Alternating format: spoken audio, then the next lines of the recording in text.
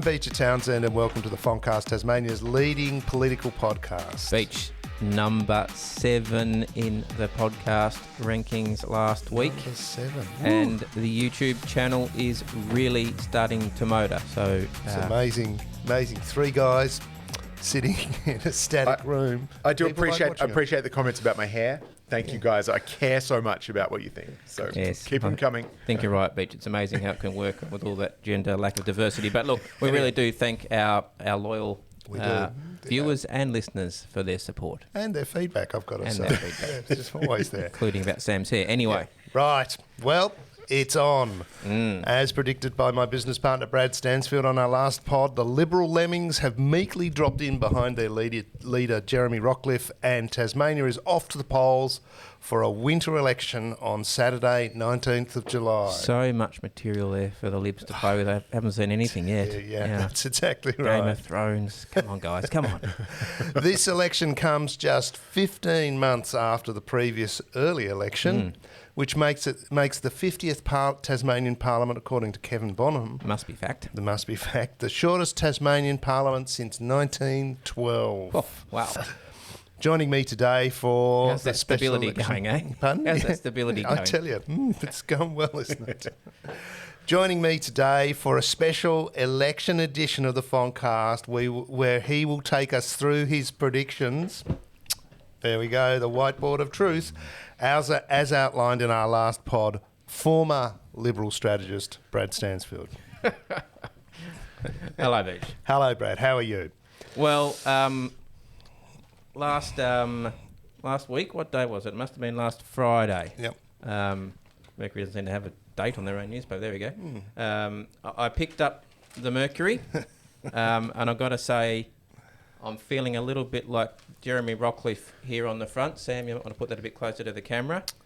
Down the water slide into the icy cold waters, for our listeners that can't see this, in wearing a Tasmanian Devils Guernsey for good measure. Yes. A look of not quite fear, but very, very nervous anticipation on his face.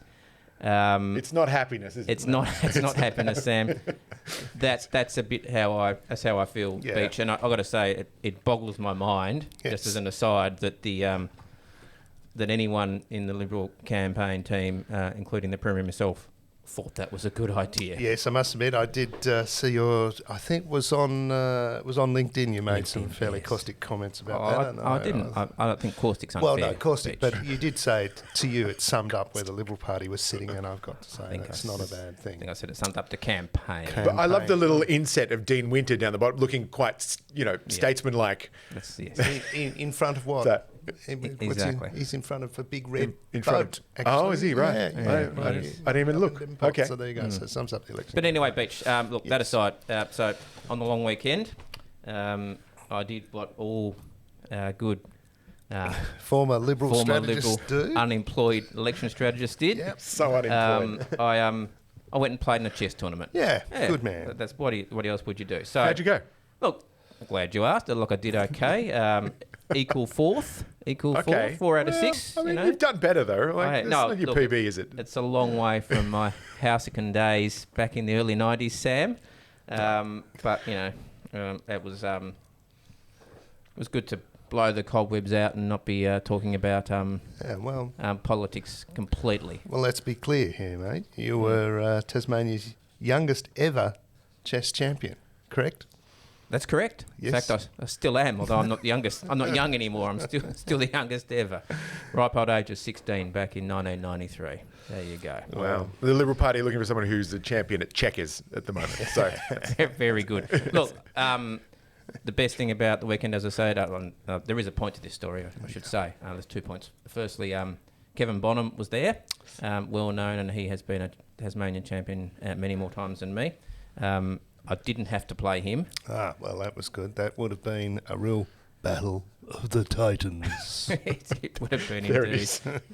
And the other thing is, at this tournament, someone gave me some very, very sound and sage advice, I think, very sound advice. And this person said to me, this person's also a loyal Liberal, all we can do now is make the best of a bad situation. Yeah. And sage advice, very sage advice. So from my perspective as a Liberal, that's what I'm going to be doing, Beach. It's a matter of record. I strongly opposed the actions the Premier took and the Liberal PLP took that resulted in this election. Yep. I still think, and we'll see in a while, that the most likely result will be a Labor government. But, end of the day, I'm a loyal Liberal. I desperately want the Liberals to win. Perhaps they can. As I've said before, every election is winnable. Some just the mountain you have to climb is a hell of a lot higher than others. That's a pretty good point, though. Like, you're in the running, so if they play their cards right. Yeah. But there's no indication that they're going to. Look, I think my assessment would be, and Beach, I'd be interested in your view. Yeah. The election is really Labor's to lose, Yes. in my judgment. Yeah. Look, I thoroughly agree with you. The way the world is looking at the moment, if Labor can get a half-decent campaign together, can get some consistent messages out there, and can demonstrate to Tasmania that they're a viable alternative, that people can go, oh yeah, I could put some trust in these guys. It is theirs for the taking, that's for sure. The opportunity is there, well and truly, as opposed to the government, which is going to be, or to the Liberal Party, which is going to be struggling. If Labor can at all run a half-decent campaign, they've got a very good chance of winning, as far as I can see, or should I say, getting a majority of seats. Well, which will be winning. Yes, it will be. That's exactly right. All right. Well, anyhow, before we go to the Whiteboard of Truth, we know that you're not working for the Liberals in the campaign, but you're still pretty clued in with them, Brad. There's been a lot of speculation and reporting about why the PLP didn't roll the Premier, about whether Erica Betts or Michael Ferguson had the numbers. What happened? What's your knowledge of it? Well, a few things. First, there is an incredible amount of loyalty to the Premier, to Jeremy, within a section in particular of the PLP. You might call them the Southern Cross TV faction, Beach maybe. Joe Palmer, Nick Digan, Fairzy, and then some of the other mates of the Premiers, Roger Yench, soon to be ex-MP, I suspect, Nick Street. Very, very loyal to the Premier, that group. The political experts, let's call them, Brad. Well, time will tell on that one, won't it? It will, yes. Of the others, and there was a majority outside of that, if you just do the numbers, that don't and didn't have that loyalty to the Premier, just for various reasons, and it was described, I saw somewhere, as a bit of a Mexican standoff. No one acted. So, for the record, Erica Betts, fair bit of background and going on from him I saw across the papers and the online reporting. He never had the numbers. Right. Never had it. So, when ABC was breathlessly reporting about Premier Erica Betts, yes, I remember that. Never going to happen. 7 votes on a very, very, very good day, and that would include, the aforementioned group of, bizarrely, Rockcliffe loyalists voting for Eric, because they would prefer Eric over Michael Ferguson, for example. So never had the numbers, wasn't going to be happen. Okay. But if Jeremy takes his hat out of the ring, well, doesn't that redistribute? No, again, as I said, that 7 would have included Jeremy's people. And look, to be honest, while Eric obviously would have loved to be Premier, and I'm sure still does, that actually was never his plan A. Oh, okay. So Eric's plan A, which remains his plan A at this situation, is that there will be an election. There is an election. Liberals lose. Jeremy and others retire. There's sort of a burnt-out village on top of the hill with a sort of a Liberal flag sort of waving flaccidly flapping in the wind. And Erica Betts would assume control of the Liberal leadership in opposition. Who better? Who better to be a leader of the Liberal Party in opposition? Learned his trade from Tony Abbott. You can just see how it all works together. And I think you might crudely say his position is better to be the king of the shits than the shit of the kings. We've heard that saying before. But do you think Jeremy's going to resign? No, we've moved on from that, Sam. He's young and... If Jeremy loses, that'll be it. But that's Eric. I'm sorry? That's Eric's position. Yep. Beach. So Yeah, okay. Well, that's something for the kiddies to look forward to, I got to say, Brad. Leader of the opposition, Eric Abetz. Perhaps that's real incentive to vote Liberal. at this election, make sure it doesn't happen. Maybe they can make some ads about that. We promise we will put this guy in charge. That's right. If you don't re-elect Reminds me of the time that Reen Higgins said, vote for me and I'll resign if I don't fix the problem. And people are like, we won't vote for you. Anyway, Right. the other serious contender obviously was Michael Ferguson. In fact, he was the only serious contender. Yep. He would have had the numbers if there was an open contest, if Jeremy had have resigned, as Sam's alluded to. If there was a vacancy, Michael would have had the numbers. For whatever reason... No, but I mean, like after if he loses the election. Let me finish my story, Sam. But for whatever reason, the party room, and Michael, none of them, and Michael, none of them were prepared to wield the knife. And as I've said before, blind loyalty, lemmings. I just can't imagine a similar situation occurring in the Labor Party, Beach. No, I've got to say, if power's there in front of you, I think people would move fairly quickly and make the most of the opportunity. And I've got to say, there would be more people sitting around the room saying, guys, we don't want to lose power. Yeah. Anyhow, that is bizarre. So what about Guy Barnett? Come on. Okay. Sorry. I mean, look, just Deputy Premier, but, this is the bloke that just brought down the $11 billion debt budget that was nominally the cause for the no confidence motion. Unelectable. Not serious. Yes, not a serious option. Yeah. Okay. And look, just as an aside, I'm sure this will come up at some point soon in the campaign. The $4 billion worth of supply bills passed the Parliament last week. Yep. Eventually, after they fixed it. The problem with the math in them. The what was it? Transcription error. $2 million error happens all the time. I thought it was 20. They fixed that. Yep. The bills passed. Yep. Which, to my mind, essentially means that Guy Barnett's budget is dead on arrival. In fact, dead before arrival. Yep. Didn't even pass the second reading speech. Won't pass the second reading.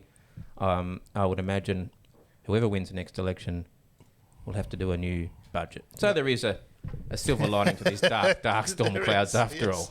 We get to have another go. I got to say, that's a dubious record for Guy. But Brad, the Whiteboard of Truth does beckon. But a few more questions for you first. What do you make of this talk about the Liberals leaked Labor texts? Well, when I first saw that, and I think it was a media release that came out from Felix Ellis, I actually thought it was a joke. Yes. Like I thought it was one of those spoof media releases, like April 1st ones. I mean, I had to read it a couple of times. Hold on. Right. Come on. Yeah. I mean, text messages from a Labor staffer to someone, don't know who, presumably a third party or something or other, that says, we want to get rid of Jeremy Rockcliffe because it'll help us win the election. Ooh. I think I think the saying goes, no shit, Sherlock. Yeah, exactly. I mean, hardly a smoking gun, Beach. I think a bit more like a malfunctioning water pistol. Who's advising the Liberals these days? Wow.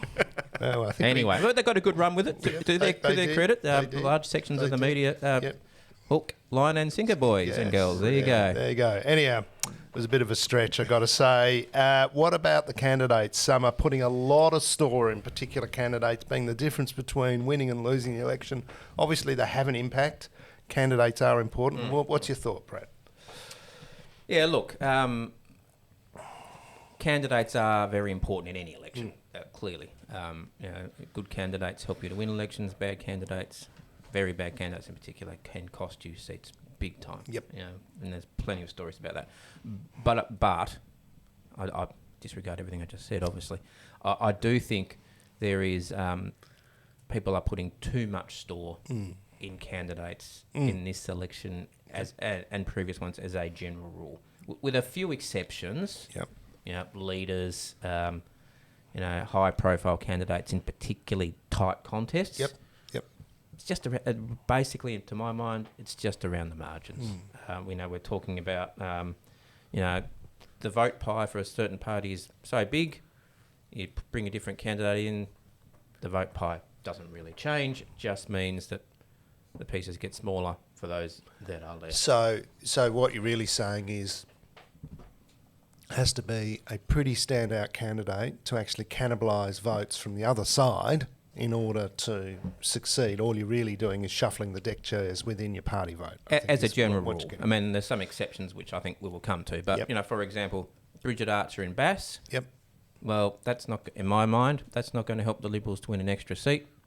But on Sunday, Simon Wood became unemployed. He just hasn't worked it out yet. That for example. We see today, as you learnt yesterday, Beach, but unfortunately we couldn't record it to put it to air. Gavin Pearce is obviously sick of retirement after 5 minutes and is making a comeback along with Stephen Parry. In Braddon for the Libs. All that would do, to my mind, I think the Libs think it might help them to get 4. I don't think it will. I think it just means, as alluded to earlier, that Roger Yensch also became unemployed this morning. He just hasn't worked it out yet. Because it's same number of seats. Roger, for example, has never got a quota in his own right, never even got close. He gets elected off the back of Jeremy Rockliff's surplus. I suspect that Gavin will take a section of his votes, a large section probably, off Jeremy's surplus, so Jeremy's vote will get smaller. Gavin gets them as number 1s, and so there's no number 2s there for Roger. So, and the same broadly, I think, across the board. Now, there is some exceptions, which we'll come to, and the other one, of course, is in Clark, where Marcus Vermey will be running for the Libs. No surprises there. Can the Libs get 3 in Clark? No way, Jose. No way, Jose. Not a very, very, very good day. 2014 was the only time we did that. Scraped it in 2018. And come on. All it's going to mean is that there's significant pressure now on Madeline and Simon. All right. Well, what about over on the Labor side? Look, the Labor side, I think it's a bit different, and we'll come to it. But Labor are trying to win seats more, so the Libs are trying to essentially defend their position. Sandbag. That's right. So, Luke Martin running for Labor in Clark. It was bound to happen sooner or later. No flies on you, Sam. That's right. Luke's dad obviously was the mayor of Glenorchy, and I think also the member for Elwick for a number of years. He was. So a well-known name in the northern suburbs. Labor nearly got 3 seats in Clark last election. Luke Martin added to that strong ticket of Josh Willie and Ella Haddad will, in my view, get Labor a 3rd seat in Clark. So there is an exception there. And the other seat where I think we've got Brian Mitchell's running for Labor in Lyons, basically just fills the hole left by Beckwith. Franklin, this is an interesting one, probably the most interesting seat, and we'll come to that on the Whiteboard of Truth shortly. But if a certain rumoured high-profile candidate, and I'm not talking about Jessica Munday, does run in that seat, that will put immense pressure, I think, on David O'Byrne to hold his seat against a 3rd Labor person. All right. That is my view. So they do make a difference, but I think, anyone who thinks Bridget Archer for the Libs in Bass, they're going to get 4 seats, it doesn't work that way, guys. You've got rocks in your head if you think that.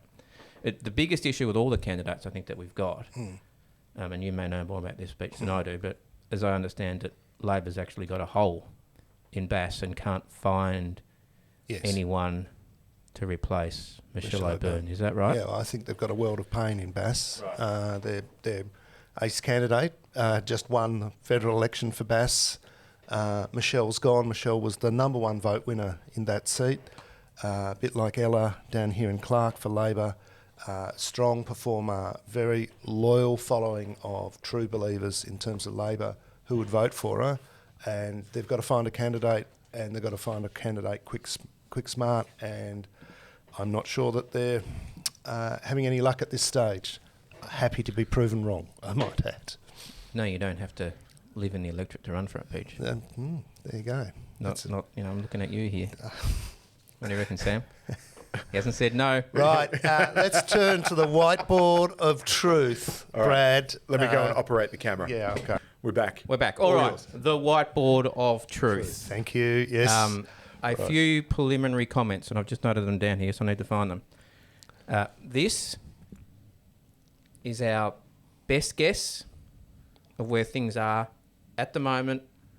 No policy change, so no major campaign developments on either side. If I was in Liberal headquarters or Labor headquarters, I'd have this on my wall. So would you be saying if an election was held today, this is what we think would be the result?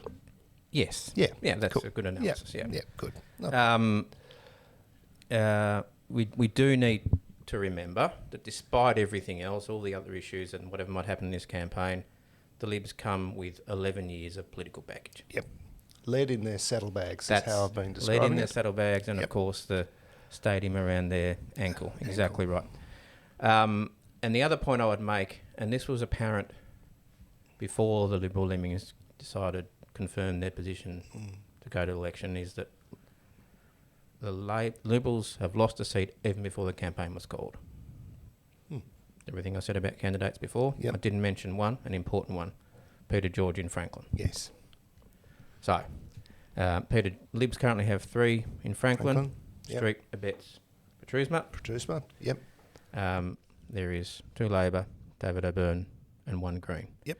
The Greens nearly squeezed out the Libs for the 3rd last time. And then you look Peter George comes into the mix. Yep. He'll win a seat. The Greens will win a seat. Labor wins at least 2. David O'Byrne wins 1. Yeah. Only leaves 2 Liberal seats. for Libs. So the Libs are on 13. They've lost a seat even before the campaign started. Yep. Yeah, hence why I've been saying that the course of action they took was completely mad. Anyway, well, that's probably Franklin called well, already. we'll come back around to Franklin, but it's a bit more complicated than that. Yep. So that's why I'm actually saying, Beach, and I think you may agree that 13 is our best case prediction for the Libs at this point. That's correct. Best case. Yep. I suspect it'll be worse, but 13 is our best case. And to be frank, I can't see how they can retain government from 13 seats. No. Well, they've got to do a deal on that with the Greens. Not happening, is it? Well, and then they've got to pick up a couple All of right. independents. Shall we go to Braddon? Right, Shall we let's look around do the Braddon. grounds? Yes, please. So, Beach, feel free to jump in at any point. Yep. Can people see this, Sam? Be okay up here? Clearly, My best clearly. weather impersonation. Yeah. So, Libs, 3. Yep. They've got... We've got Jeremy. let's remember this. Sorry, we should have done this earlier. Yep. So, our quota's about 12.5%. Yep. 1 seat, 12. 2 seats, 24. 3 seats, 36. 4 4 seats, 48. near enough to 50% of the vote. Primary vote. That's a lot. That's a lot. Well, So if you think the Libs or Labor are going to get 4 seats in any electorate, that's a hard yard. So Braddon, Rockcliffe, Yep. Ellis, Yep. Pearce. Yep. Sorry, Roger. Yep. Labor, Broad, and Dow. Dow. Yep. Garland, I think we would all agree, will get back as the anti-stadium candidate. The Greens will run, but he's Garland, let's be frank, is a Green. Yep. So he'll get back. Leaves the seat of the ex-Lambie, Ms. Beswick. Can't see. Rumours she might become a Nat. Well, that's worked so well in the past. Hasn't Yes, it? that's exactly right. That's right. I think the sense is that she will lose her seat, and I think that seat will go to Labor. Yep. So we're talking, I think, on a reasonable assessment at this point, 3-3-1. Yep. Now, this is perhaps the seat where the Libs have the best chance, their only chance of getting 4. They've got Rockcliffe with his 2 quotas. That's correct. And they've got now Gavin And coming Ellis. in. And Ellis. Yeah, they've got reasonable candidates. Stephen Parry, don't forget Stephen Parry. Silly old man. How'd he go in Montgomery? Yeah. So this is their best chance, but it's tough. That's a very, very big 48%. hill to climb. Yeah. Okay. Yep. All right. We happy with Braden? We are. All right, Yep. Bass. So again, we're saying the same result. So it's the Three Libs. seats. We're saying Ferguson, Yep. Fairsy, and Archer. Archer. Yep. Sorry, Simon Wood. Simon Wood's gone. Yep. Labor, we're saying Janie Finlay, who I think will get a massive personal vote this time around. Well, I think she'll get a lot of And Michelle's. anybody else that wants to be a member for Parliament for the Labor Party and lives in Launceston or anywhere beach, now is your opportunity to put your hand up. Yeah, so I'm seeing that sliding door just There is close. literally 2 free seats available in Parliament if you are Labor and live in the north of the state. Preferably female, I suspect. But anyhow. Well, yeah, they have that whole affirmative action thing, don't they? They do. But anyway, Anyhow. I think they will get 3. 3. There you go. Well, let's say at least 2. We'll come back to 2. that. Yep. Greens, the Green will get re-elected. Is that Cecily Rosal, I think? Yes, in Bass? it is. Yes, And that's again, correct. we have the ex-Lambie. Yep. Don't think so. Pentland. Pentland. Is it Pentland? I think it is. Mm. Again, we'll run on an anti-stadium platform, Yep. presumably pro-York Park. Yep. We'll have a chance. Yep. May or may not be in that. I don't know what's Yep. going on there. But I think, again, that seat will go to the Labor Party. I think you're right. Yep. So we're 3-3-1-1. And I do not think, I think the Liberal vote is structurally weak in Bass. I do not think Bridget will get them anywhere near that Okay. number for 4. So those that- Kool-Aid drinkers on level 11, there's a few of them who are saying that they can get 4 in Bass. Yeah. Sorry. So I can't. So that's 3-3-1 is what you're saying there. Yes. Yes. Yes. Correct. Right, Lions. Lions. Yes. So, for the Libs, I think, again, 3 is the logical outcome. We have the Deputy Premier Guy and Guy. Treasurer Extraordinaire Guy Barnett. We have Jane Howlett, the Minister Howlett. for Ag, so you Yep. think she would do well in that electorate. Yep. And we have Mark Shelton, who's been Schultz. around forever. Schultz. Susie Bauer may have done the same whiteboard as us and decided that there was no room for her at the station and is not running. Yeah. Interesting. Okay. It's a twist. There'll be a few others. Steph Cameron, who's run a few times. Chris Gatenby has obviously got a good family name Yep. in that area, but I still cannot see them getting up to 48. Yep. In fact, and we'll come back to this, I think there's a risk here that this is the seat where the Libs risk only getting 2, in my view. The biggest risk for them. Okay. Labor, they lost Beck White, obviously, best Huge. opposition leader ever, Yeah. but they gained Brian Mitchell, who's Yep. also huge beach in the electorate. Well, see what I did there? Yeah, you did. Yeah. Well, he's won. No, to his credit, he's won. You know, Lions is a fairly hard seat, and he's won it a number of times in his own right. So you can't discount him. That's for And sure. they've got Jenna Butler, who's been around, gradually building a vote base, and Casey Farrell, Yep. new member, but been working hard out in New Norfolk. So Yep. I think 3 for them again is quite likely with Andrew Jenner to lose his seat to the Labor Party. Okay. Yep. If indeed he runs. Yeah. Now the wild card here, the Greens will get one. Yep. The Tabitha Badger. Yep. The wild card here is the Nats and John Tucker. So John Tucker tucks back. Will be the Nats candidate in Lions, running on an anti-stadium, pro-farmer, conservative platform. Yep. There's been a bit of a passage of time. I think some things have been forgiven. I see you've got them down for 0 seats, though, the Nats. Well, Yeah. I think... Is that 0 I or think 1 this is- or 0 out of 1? Well, 0 or 1. I think he's a chance of winning a seat on an anti-stadium platform. The bigger risk is the votes he gets come from the Libs. Yeah. Okay. And so he might either win a seat at the expense of the Libs, and looking forward to that coalition government, or he will just strip votes from the Libs and still not win a seat. And so this is how you could end up with the Libs dropping back to 2, Yep. and Labor retaining 3 or even popping into 4 because of that stripping of the vote by John Tucker. Wouldn't that be the ultimate? I won't say it. Yeah. From Anyhow. John Tucker. So He'd have a grin I from ear think- to ear, Brad. he would. I think smart money would say it's going to be 3-3-1 again. Yep. But as I say, I think there's a real risk that the Libs could be down to 2 in this particular electorate. Okay. Right. Right. Clark. Now we get to the Now we're interesting seats. Yeah. So Clark, we alluded to this before. Yep. Clark has been traditional Labor stronghold. Yep. It's really cost them and hurt them over recent elections. Their vote really did collapse. They've been rebuilding it gradually over the last couple of elections. Yep. And as mentioned, with the addition of Luke Martin to the ticket in the northern suburbs, I think they will get 3 seats. Yep. So that would be Ella Haddad, Josh Willie and Luke Martin. Yep. The Libs will get 2 seats.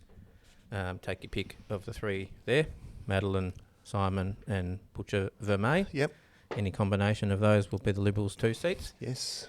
And then the question of who Luke Martin defeats. Is it the second Green, Helen Burnett? Yep. Or is it Christy Johnson?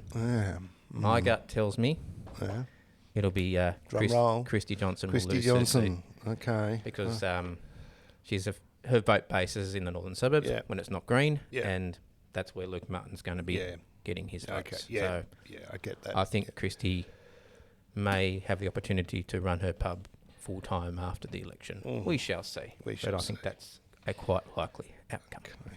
All right. So that's 2 to the Liberals. Yes. 2 to the Greens. Yes. 3 to Labor. Yeah. Okay. All right.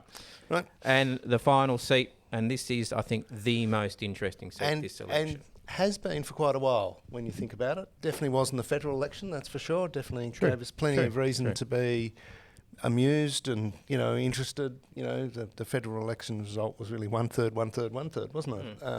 And highlighted the fact how strong the Greens or that environment vote is in that electorate. So, yeah. So, the Libs, as mentioned earlier, currently have 3 members there, which is Petrusma, Abetz and Street.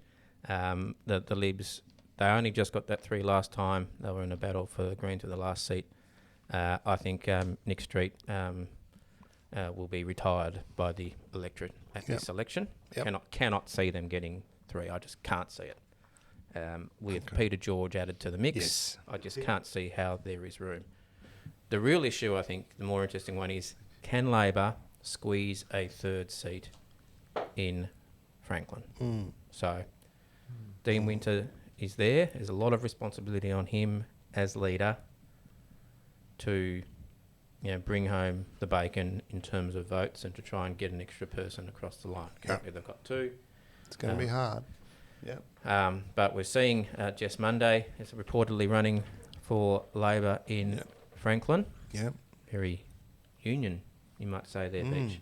Yes. And reportedly, or rumouredly, not reportedly, no one's reported it yet, although it's... well, we know who it is, Beach, but we've been sworn to secrecy, so we can't say. Rumouredly, a very high-profile person running for Labor in Franklin, which will really shake things up. And I think with the combination of this person and Jessica Monday, Labor has a real chance of getting to 3. Well, Jess brings with her a lot of resources, a lot of support from the union movement, and it is very significant to note that really Labor have the union movement back with them.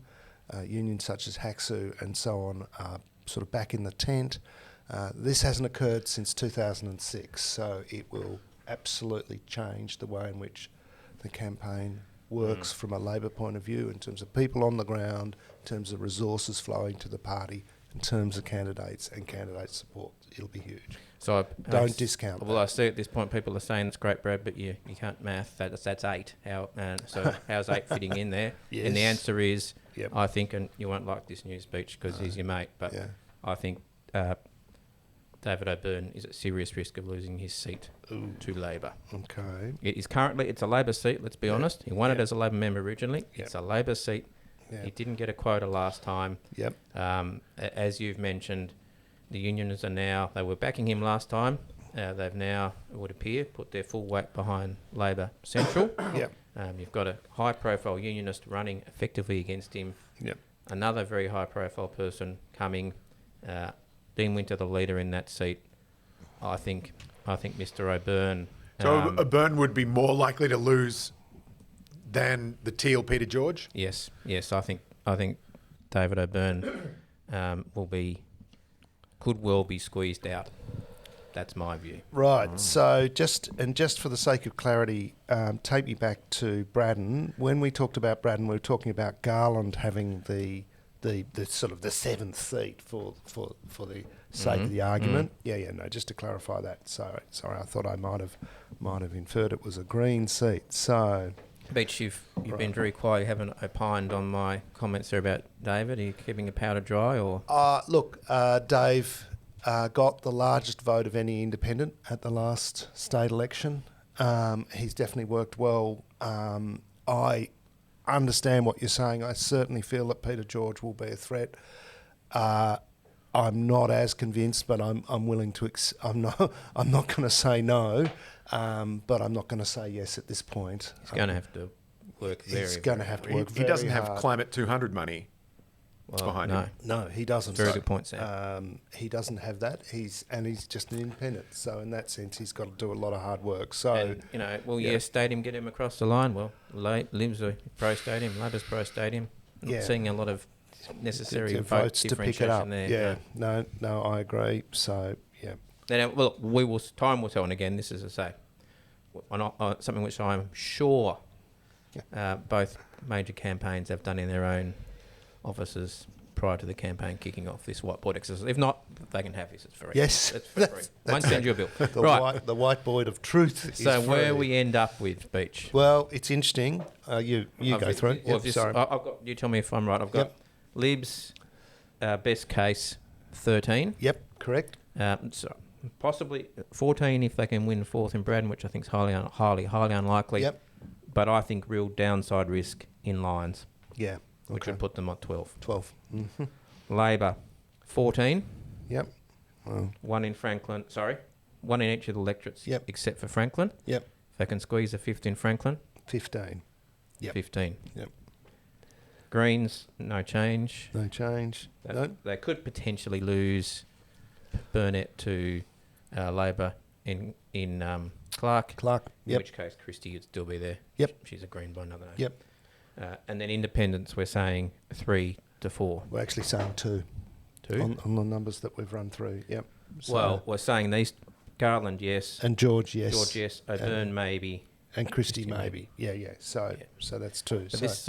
So all these people saying that there's going to be hundreds of independents in the parliament. Can't see it.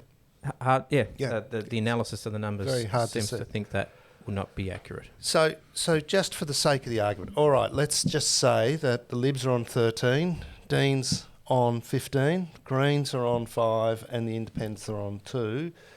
Dean Winter, how do you form government with that? Who do you need? Well, to be clear, if I think do the math, if Winter's on 15, he would still be in the parliament. Yep.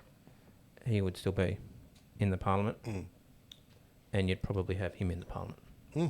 Okay. There will be, I think, at least 3. Yep. The way that things will shake out, there will be available independents to grab who will not be the Greens. Yeah, okay. All right. I think your more pertinent point is, if the Libs are on 13, how can they possibly form a government?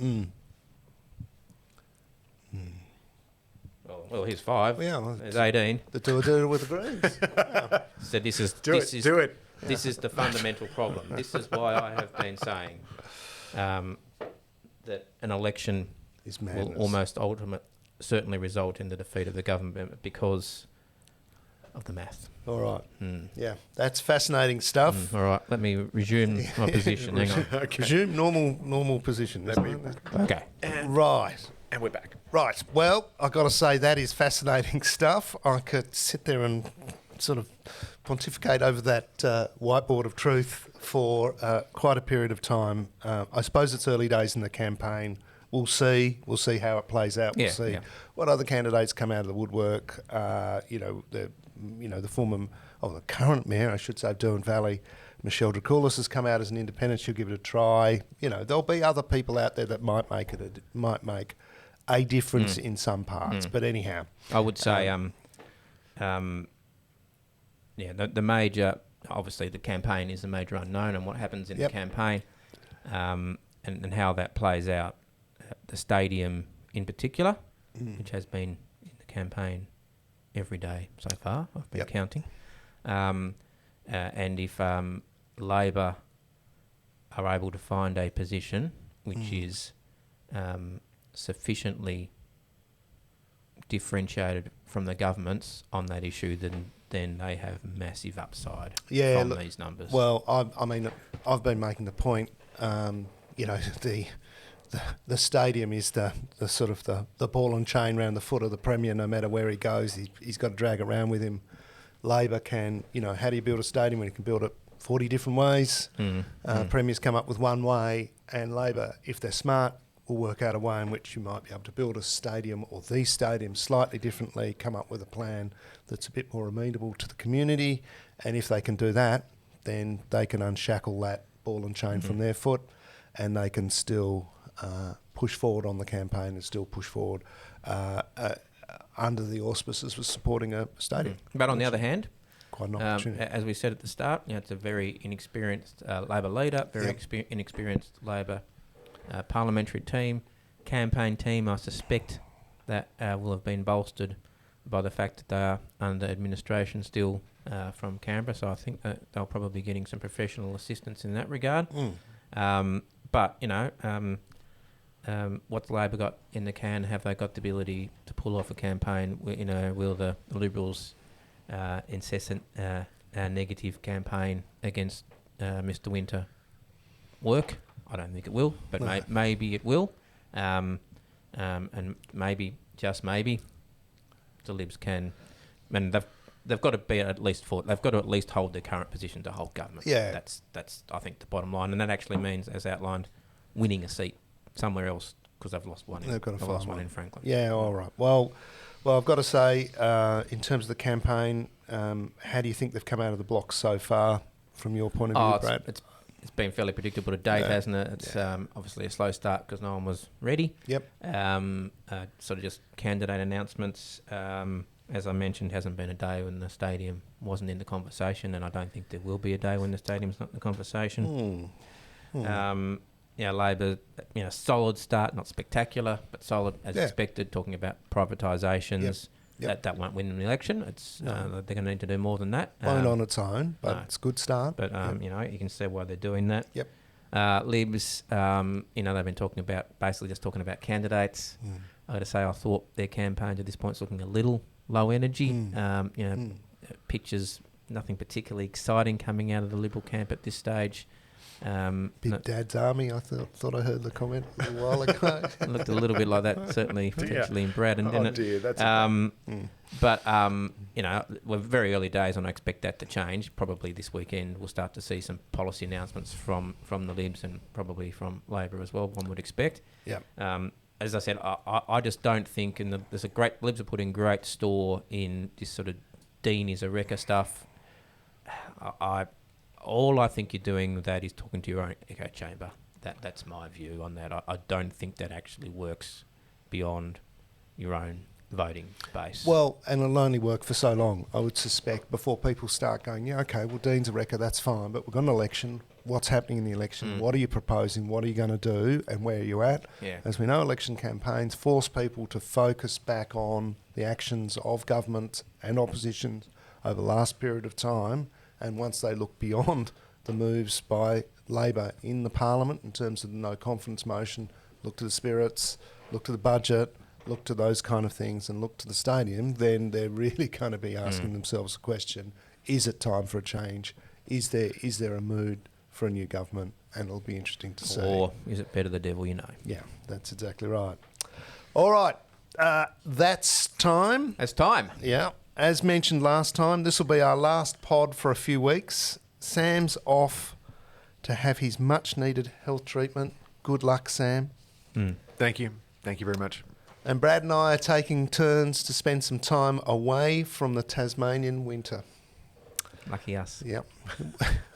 We'll be back near the end of the election campaign to wrap up how the campaign has gone and how things might shake out on the election. We might night. look at updating the Whiteboard of Truth, shall we? We might update the Whiteboard of Truth, and depending on the feedback we get about how unreadable it is, we might even make it a more readable thing. Anyhow, in the meantime, you'll just have to stick with the mainstream media. Sorry. Our advice is take that with a large dose of salt. Unless it's Font Publishing Publications, of course, at tascountry.com. That's exactly right. That's where we need to go. Foncast is brought to you by Enterprise Market and Research Services, Tasmania's leading and trusted research provider. No doubt you'll be hearing from them during the election campaign. Certainly will be. I know they will be putting out a mid-campaign poll, I am sure. Which will be eagerly anticipated, I have no doubt. Foncast is produced and directed by Sam Eichen for Eichen Media. And until next time, carry on.